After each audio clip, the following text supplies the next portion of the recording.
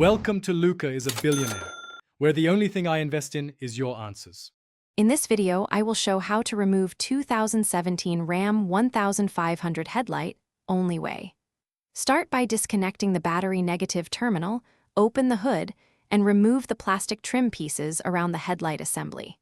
Unplug the headlight connectors, remove the visible bolts, and gently. You will want these tools ready and organized before starting the job. Lay out your 10 mm socket, T25 Torx, trim pry tool, ratchet extender, and a flashlight. A soft blanket or towel prevents scratches when you rest the headlight assembly. Work on a flat surface with good lighting, and keep removed bolts in a labeled container so nothing gets misplaced during reinstallation. If you're enjoying the guide, please subscribe and like the video to support more how-tos.